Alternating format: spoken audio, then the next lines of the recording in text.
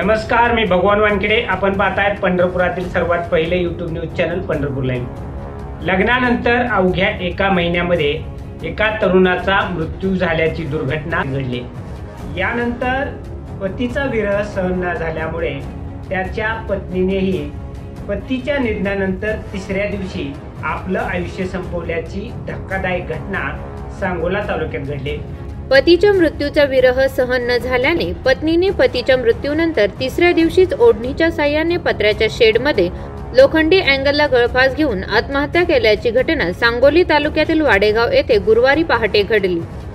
अनिता निखिल घोंगडे, वय वर्ष 23 असे विवाहितेचे नाव आहे। लग्नानंतर अवघ्या एका महिन्यात ही घटना घडल्याने गावातून हळहळ व्यक्त होत आहे। वाडेगाव येथील निखिल घोंगडे यांचा 5 डिसेंबर 2024 रोजी अनिता हिच्याशी थाटामाटात विवाह झाला होता। घरी मंगल कार्य झाल्यामुळे घरात आनंदाचे वातावरण होते। दरम्यान मंगळवारी दिनांक 7 निखिलचे अल्पशा आजाराने निधन झाले। यामुळे पत्नी अनिता हिला मानसिक धक्का बसल्याने ती निशब्द होती। बुधवारी निखिल याच्यावर अंतिम संस्कार करण्यात आले।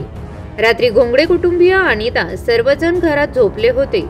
गुरुवारी पहाटे 4:30च्या सुमारास अनिता हिने पतीच्या मृत्यूचा विरह सहन न झाल्याने झोपेतून उठून घराच्या पाठीमागील पत्र्याच्या शेडमधील लोखंडी अँगलला ओढणीच्या साह्याने गळफास घेतला। सांगलीतील मिरज तालुक्यातील मालेगाव येथील निखिलची आत्या वंदना शिरसावड यांची अनिता ही मुलगी होय, तर निखिल मामा दिगंबर घोंगडे यांचा मुलगा होता।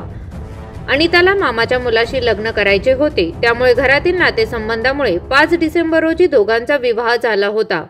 मात्र अवघ्या एकाच महिन्यात त्यांच्या संसाराला दृष्ट लागली। निखिल घोंगडे याच्या वयाच्या 6व्या वर्षापासून दोन्ही किडन्या निकामी झाल्या होत्या। त्यामुळे आई स्वाती दिगंबर घोंगडे यांनी स्वतःची एक किडनी मुलगा निखिल यास देऊन त्याचे मुंबईतील जसलोक हॉस्पिटलमध्ये प्रत्यारोपण करून जीवदान दिले होते। त्यानंतर तो व्यवस्थित होता। त्याचा 5 डिसेंबर रोजी विवाह झाला।